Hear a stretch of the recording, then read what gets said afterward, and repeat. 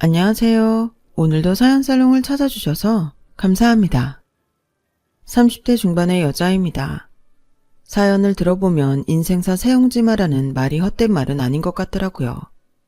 마치 제 인생처럼 말이에요. 그리 길지 않은 인생을 살아왔지만 굴곡 있는 인생을 살아왔어요. 저는 부모님 얼굴도 모르고 자랐어요. 미혼모였던 엄마는 젖먹이었던 저를 외할머니 댁에 맡기고 떠났거든요. 제가 자라는 동안 엄마는 한 번도 찾아오지 않았어요. 초등학교 입학식도 외할머니 손을 잡고 가야 했죠. 엄마 아빠 손을 잡고 온 아이들을 보며 얼마나 부러웠는지 몰라요. 하지만 그렇다고 부러운 티를 낼 수는 없었어요.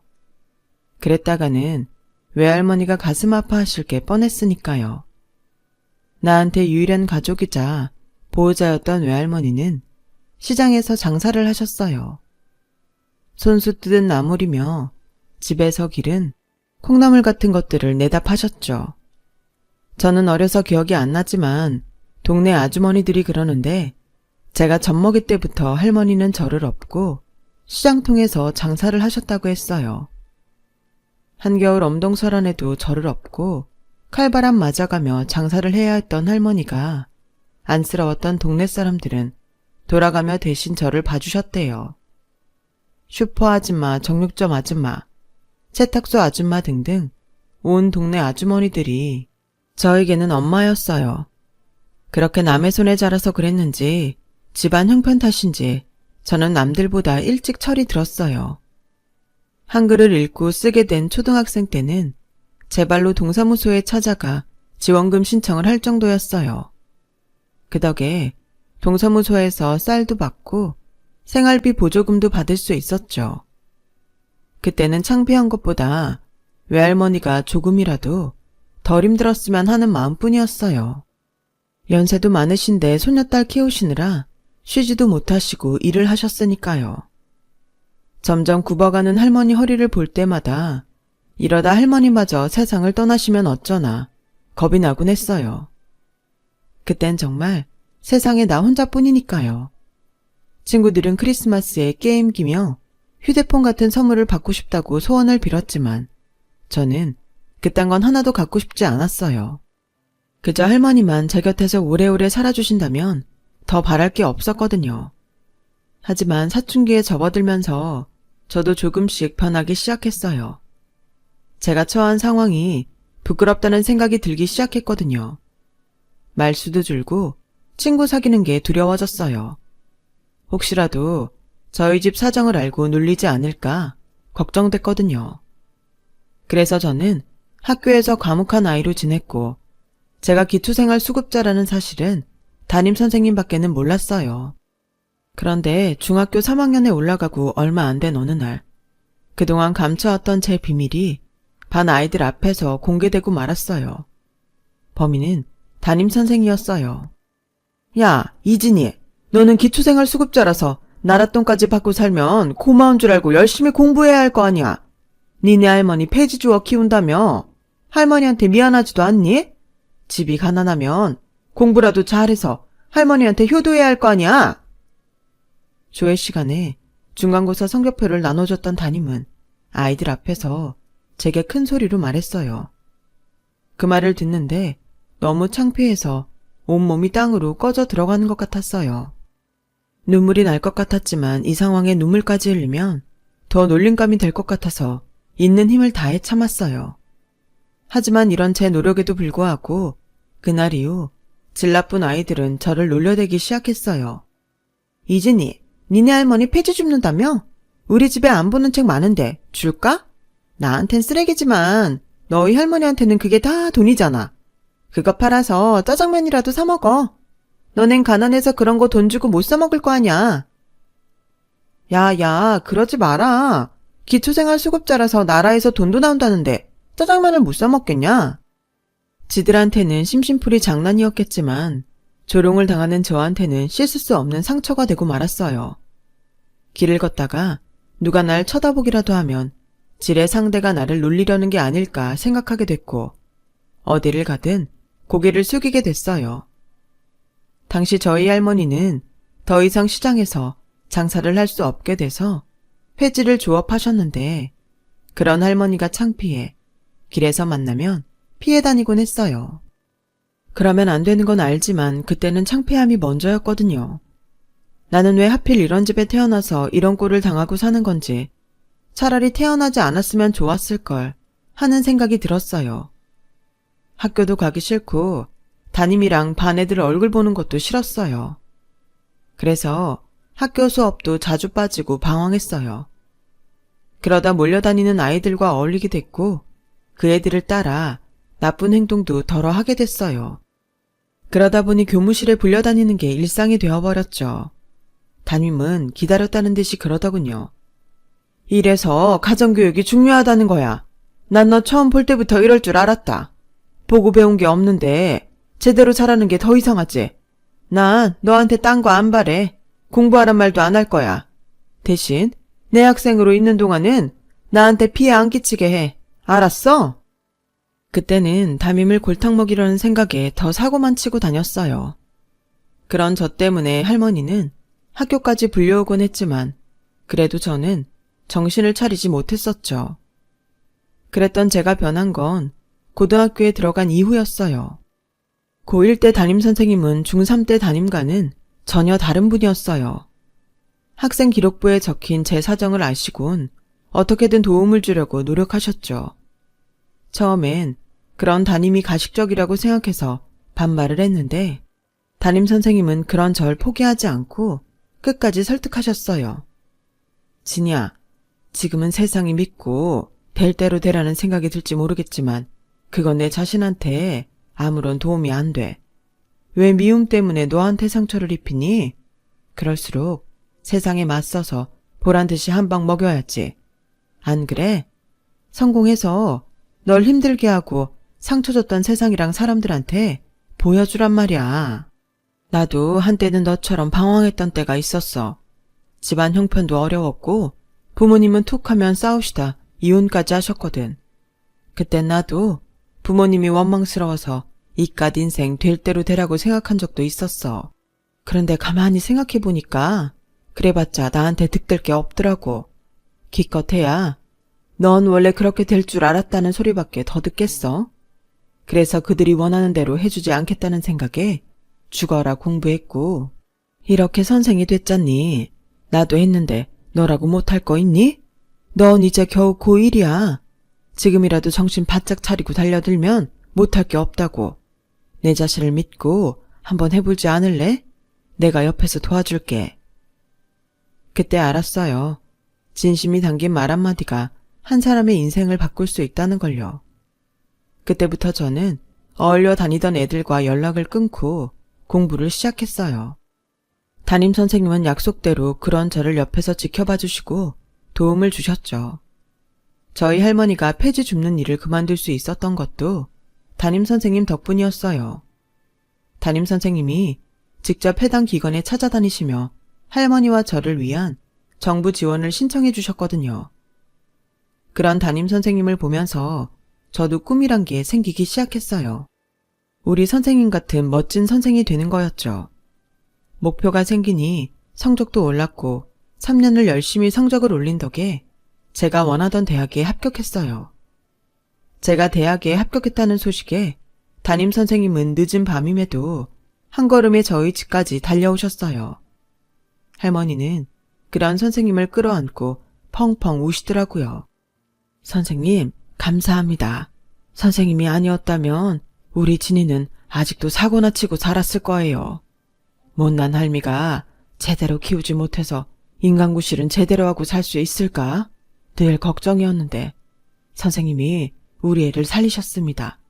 이 은혜를 어떻게 갚을까요? 진이 할머니, 진이를 구한 건 제가 아니라 진이 자신이에요. 그러니까 저한테 고마워하실 필요 없으세요. 저는 그저 교사로서 해야 할 일을 했을 뿐이니까요.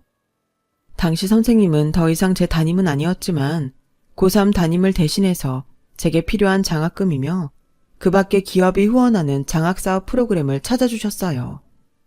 덕분에 돈 걱정 없이 대학 4년을 다닐 수 있었죠. 제가 대학교 2학년이 되던 해 담임선생님은 결혼을 하셨어요. 선생님 남편은 약사였는데 선생님처럼 마음이 따뜻한 분이셨어요. 제가 댁에 놀러 갈 때마다 저희 할머니 영양제까지 챙겨주실 정도로요. 부부는 닮는다고 두 분은 외모도 성격도 닮은 데가 많은 분들이셨어요.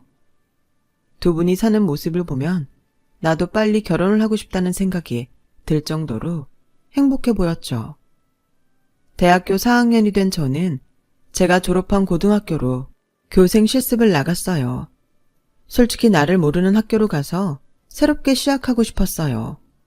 중학교 때도 그렇고 고등학교 때도 저에게 좋은 기억은 없으니까요. 담임 선생님은 그런 저를 설득하셨어요. 그럴수록 모교로 오라고요. 피하지만 말고 네가 성공한 모습을 당당히 보여줘. 그게 복수야. 피하기만 하면 네 가슴의 학창시절은 트라우마로 남겠지만 그걸 부수면 승리의 기억으로 남는 거라고. 듣고 보니 선생님 말씀이 맞는 것 같아서 모교로 교생 실습을 나갔어요. 선생님 말씀대로 제가 교생이 되어 학교를 찾아가자 몇몇 선생님들은 꽤나 놀라시더라고요. 하지만 다들 제게 대견하다는 눈으로 봐주셨어요. 실습이 끝나 학교를 나올 때는 손편지를 써주신 선생님도 계실 정도로 응원을 많이 받았어요. 모교로 오길 잘했다는 생각이 들 정도로 뿌듯하더라고요. 인생의 산을 하나 넘은 기분이었죠. 대학을 졸업한 저는 그해 임용고시에 합격해 이듬해 서울에 있는 모 중학교 국어교사로 발령을 받았어요. 제가 임용고시를 준비할 때도 그렇고 교사 임용이 된 후에도 선생님은 다방면으로 도움을 주셨어요. 수업 자료를 만드는 것부터 학생 관리, 학교 행사 등등 사소한 것 하나까지 세심하게 가르쳐 주셨거든요. 그런 선생님을 볼 때마다 닮고 싶다는 생각을 하곤 했어요. 교사 임용이 되고 2년쯤 지났을 무렵 같은 학교 수학 선생님 소개로 남자를 만나게 되었어요. 남자는 7급 공무원으로 저보다 5살 연상이었어요. 사실 공무원이라고 해서 고리타분하고 재미없는 사람일 거라고 생각했는데 막상 만나보니 성격도 쾌활하고 사고도 깨어있는 사람이더라고요. 괜한 편견 때문에 좋은 사람을 놓칠 뻔했다는 생각이 들 정도로 마음에 들었어요. 상대도 저를 마음에 들어하는 눈치였고요. 그래서 첫 만남임에도 불구하고 버스 막차가 끊길 때까지 함께 했어요. 헤어지는 게 아쉬울 정도였죠. 이후에도 몇 번 더 만남을 갖다가 한 달쯤 지나서 정식으로 사귀게 됐고 1년쯤 지나서는 결혼을 한다면 상대가 이 남자면 좋겠다는 생각을 했어요. 그래서 예전 담임 선생님께 남자친구를 보여드렸어요. 제가 연애 경험이 많지 않아서 선생님을 통해 일종의 확신을 얻고 싶었거든요. 다행히 선생님과 선생님 남편분도 제 남자친구가 마음에 드셨는지 자주 집에 불러주셨어요. 선생님과 저는 비록 사제지간으로 시작된 관계지만 시간이 흐르면서 친한 언니 동생처럼 지내고 있었는데 남자친구한테는 그런 모습이 꽤나 신기했나 봐요. 어떻게 고1 때 담임이랑 아직까지 연락을 하고 사냐며 놀라더라고요. 한 번은 선생님 댁에서 저녁을 먹고 집에 가는 중에 이런 말을 하더라고요. 널 만나기 전까지 난 교사라는 직업을 안 좋아했어. 우리 엄마 때문에 그랬던 것 같아. 우리 엄마도 중학교 교사신데 솔직히 내가 보기에 좋은 선생은 아니거든. 어릴 때부터 엄마가 자기네 반 애들 흉보는 걸 들으며 자랐어. 사람들이 생각하는 교사의 모습과는 거리가 멀었지. 내 담임도 우리 엄마처럼 뒤에서는 저런 모습을 하고 있지 않을까 생각하니까 선생이란 직업 자체에 혐오감이 들더라. 그런데 너나 너희 담임 선생님을 보고는 내 편견이 사라졌어. 이런 교사들이 있어서 우리나라 교육 현장이 지탱되는구나 했지. 남자친구 어머님이 교사라는 건 그때 처음 알았어요. 평소에 자기 집 얘기를 거의 안 하는 사람이었거든요. 반면에 저는 처음 사귀기로 할 때부터 제가 살아온 얘기를 다 꺼내 보였어요. 내가 이런 사람인데도 좋다면 끝까지 가는 거고 아니면 애당초 시작도 하지 않겠다는 생각에서였죠. 다행히 남자친구는 전자였어요. 제 환경은 상관없이 지금의 내가 중요하다고 말해주었거든요. 그래서 더 남자친구한테 기대를 하게 됐는지도 모르겠네요. 아시다시피 제 학창시절이 불우해서 나를 이해하고 날 그대로 받아주는 친구가 없었거든요. 어떻게 보면 남자친구가 1호 친구나 마찬가지였죠. 그래서 남자친구한테 애착도 강했고 버림받고 싶지 않다는 생각도 강했어요. 나를 낳아준 부모한테 버림받았던 상처가 있어서 그랬나 봐요. 연애를 시작한 지 3년이 넘어가자 슬슬 결혼에 대한 부담이 생겼어요. 남자친구와 결혼 얘기를 꺼내기 시작했거든요. 남자친구와 결혼해서 함께 사는 건 좋았지만 현실적인 문제부터 해결해야 한다는 마음이 더 컸어요. 가장 큰 걱정은 외할머니였어요. 생각 같아서는 할머니를 모시고 살고 싶지만 그건 어디까지나 내 바람이고 남자친구랑 시댁 얘기로 들어봐야 하니까요. 그래서 할머니한테 혹시 엄마랑 연락을 하냐고 물었어요. 그랬더니 자식 버리고 나간 딸년이 뭐가 예쁘다고 연락을 하냐며 화를 내시더라고요. 네 애미는 잊고 살아. 처음부터 없는 사람이다 생각하라고. 널 버린 사람 이제 와 찾으면 뭐래. 찾겠다는 게 아니라 궁금해서 그래. 나 결혼하면 할머니 혼자 살아야 되는 것도 마음에 걸리고. 만나는 사람이 결혼하지? 그쪽 부모도 그러라고 하든? 할머니는 소녀딸 결혼 얘기에 기쁨보다는 걱정이 앞서는 것 같았어요. 아직은 아니지만 만난 지 3년도 넘었는데 슬슬 결혼 생각을 해야 하지 않겠어? 상견례도 그렇고 결혼식 때 혼주석도 채워야지. 그리고 할머니 혼자 살 순 없잖아. 그 말에 할머니 눈동자가 흔들렸어요. 내 걱정은 하지 말어. 정부서 보조금도 나오고 동사무소에서 김치도 보내주고 다 해주니까. 넌 네 살 걱정이나 해. 할미는 할미가 알아서 살 테니까. 말씀은 그렇게 하셨지만 20년 넘게 함께 살아온 손녀딸이 떠난다는 생각만으로도 할머니는 흔들리는 것 같았어요. 그때는 할머니의 이런 반응 뒤에는 다른 이유가 있다는 걸 몰랐어요. 얼마 뒤 남자친구가 프로포즈를 했어요. 집에서도 결혼을 서두르는 분위기라 일찍 해치우자고 하더군요. 그래서 할머니 때문에 결혼은 천천히 했으면 한다고 했더니 그럼 일단 자기 부모님께 인사라도 드리자고 했어요. 사귄 지 3년이 넘도록 찾아뵌 적이 없어서 많이 궁금해 하신다고요. 자기도 교사라니까 엄마가 특히 반가워하시더라. 학연 지연은 아니더라도 따지고 보면 같은 업종 종사자니까 점수는 후하게 주시지 않겠어? 그러니까 너무 걱정하지 마. 남자친구 말에 조금은 안심이 됐지만 그래도 불안감은 떨칠 수 없었어요. 2주 뒤 주말을 맞아 선물을 들고 남자친구와 예비 시댁에 함께 찾아갔어요. 잘 보이고 싶은 마음에 옷도 신경 쓰고 화장도 연하게 했죠. 그런데 원수는 외나무다리에서 만난다고 하필 그 사람이 거기에 있지 뭐해요. 오래전 제게 상처를 준 중3 담임이요. 처음엔 저를 못 알아보는 듯 하다가 제 이름과 굳어버린 제 표정을 보더니 그제야 저를 기억하더군요. 너?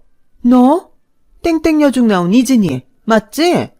세상에 데려올 여자가 없어서 하필 이런 걸 집에 들여? 중3 담임은 안으로 달려들어가더니 살충제를 들고 나와 제게 뿌리기 시작했어요. 그러자 남자친구가 자기 엄마 손에서 살충제를 뺏었어요. 엄마, 지금 뭐 하는 거예요? 그거 이리 안 내? 쟤네 할머니가 뭐 하는 사람인지 알아? 더러운 폐지 줍는 노인네야. 더러운 병균이 득실득실한 집구석에서 사는 바퀴벌레처럼 사는 애라고. 너 당장 내 집에서 나가. 더러운 몸뚱이 들고 당장 나가라고. 여전하시네요. 세월이 흘러도 어쩌면 하나도 안 달라지시고 그대로세요. 하긴 천성이 어디 그리 쉽게 변하나요. 한때는 그래도 당신을 용서해야겠다는 마음을 가졌던 때도 있어요. 그런데 오늘 보니 그럴 필요 없겠네요.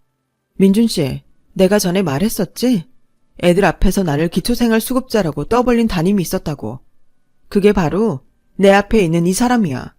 폐지 줍는 할머니랑 산다고 무시하고 거지 취급했던 그 사람 말이야. 자기가 왜 자기 엄마를 싫어해야 했는지 이제야 제대로 알겠네. 나라도 이런 엄마는 싫을 테니까. 내 몸엔 더러운 병균이 득실된다고요? 내가 보기엔 당신 머릿속엔 그보다 더러운 오물이 가득한 것 같네요. 세월이 흘러서 더 고약한 악취를 뿜어대는 걸 보니 말이에요. 민준 씨, 그동안 고마웠어. 하지만 나 이 결혼 못하겠어. 그러자 중3 담임이 가소롭다는 듯 저를 보며 말했어요. 이게 어디서 꼴값을 떨어? 니깎게 뭔데 하고 말고를 정해. 그건 우리 쪽에서 정하는 거야. 네가 아니라 내가 정한다고. 아니요. 내 결혼이니까 내가 정해야죠. 그쪽에서 말하기 전에 내가 먼저 확실히 말해둘게요. 난 당신 같은 쓰레기 교사 며느리가 되고 싶지 않습니다. 그쪽이 아니라 내가 거절하는 겁니다. 제대로 아세요. 아셨어요? 그 말을 끝으로 뒤도 안 돌아보고 그 집을 나왔어요. 그날 밤 남자친구는 저희 집으로 찾아와 얘기 좀 하자고 울먹였지만 끝까지 대문을 열어주지 않았어요. 어차피 끝낼 거라면 그 사람에게 미련을 남기고 싶지 않았거든요. 제가 확실히 하지 않으면 그 사람이 더 힘들어질 수도 있으니까요. 그게 남자친구에 대한 마지막 예의라고 생각했어요. 비록 남자친구 앞에선 매몰찬 모습을 보였지만 저도 사람인데 어떻게 멀쩡할 수가 있겠어요. 가만히 있어도 눈물이 쏟아지고 숨을 쉬어도 속이 답답하기만 했어요. 할머니는 저를 보시고는 모든 게 당신 탓이라며 가슴을 치셨어요. 아가, 미안하다. 내가 네 애미랑 널 떨어뜨려서 네가 고통을 받는구나. 할머니, 그게 무슨 소리예요? 네 애미가 너랑 같이 살겠다는 거 내가 내 딸년 고생 안 시키려고 재치자리로 보내버렸다. 몇 번이고 너 보겠다고 찾아온 걸 내가 기어이 돌려보냈다. 아가, 이 할미가 죄인이다. 내 새끼 살리자고 너한테 모진 짓을 한 이 할미를 원망해라. 할머니는 주먹으로 가슴을 팍팍 치시며 한참을 우셨어요. 순간이지만 할머니가 원망스럽기도 했지만 그 마음을 이해할 수 있었어요. 내가 부모라도 그랬을 것 같았거든요. 젊은 나이에 딸을 혼자 키우게 됐는데 어떤 엄마가 그러고 살라고 하겠어요. 야속하긴 하지만 할머니로선 최선의 선택을 하셨던 것 같아요. 그날 밤 저는 고1 담임선생님을 찾아가 한참을 울다 왔어요. 그렇게 울고 나니 가슴을 꽉 막고 있던 돌덩이가 녹아내린 것 같더라고요. 하지만 예전의 나로 돌아가기까지는 시간이 필요했어요. 남자친구와 헤어지고 한 달간은 밥도 먹기 힘들 정도로 괴로웠어요. 중3 담임은 전생에 나랑 무슨 악연이 있길래 끝까지 나를 괴롭히나 싶었죠. 남자친구랑 보낸 3년의 시간이 서울 곳곳에 흔적을 남긴 바람에 한동안 연애를 할 때 다니던 카페 거리는 피해서 다니게 되었어요. 그래도 시간이 약이라고 어느 정도 지나고 나니 다시 제자리를 찾게 되었고 중간고사에 사생대회 등 학교 행사를 치르다 보니 조금씩 실연의 아픔은 사라져갔어요. 파혼 후 2년 뒤에 저는 새로운 사람을 만나게 되었어요. 고1 담임선생님 남편이 소개해준 사람인데 저와는 4살 차이가 나는 남자로 사부님과 같은 약사예요. 저희 외할머니가 한 많은 인생을 뒤로하고 세상을 떠나셨을 때 제 곁에서 힘이 되어준 사람이죠. 남자친구 집에서는 일찍부터 저를 며느리감으로 찍어두셔서 사귄 지 2년이 지난 지금 내년 봄방학쯤 식을 올릴 예정이에요. 가족이 없는 저를 배려해서 간단히 가족식으로 할 거라서 예식장이며 스드메를 준비할 필요가 없어서 아직 정확한 날짜는 잡지 않았어요. 학교 일정이 나오면 그때 잡으려고요. 그리고 얼마 전 기쁜 소식이 하나 있었어요. 제가 모범교사 상을 받게 됐거든요. 그런데 상을 받으러 교육청에 갔다가 생각지도 못한 일이 벌어졌지 뭐예요. 강당에서 상을 받고 나오는데 로비가 시끌벅적 하더라고요.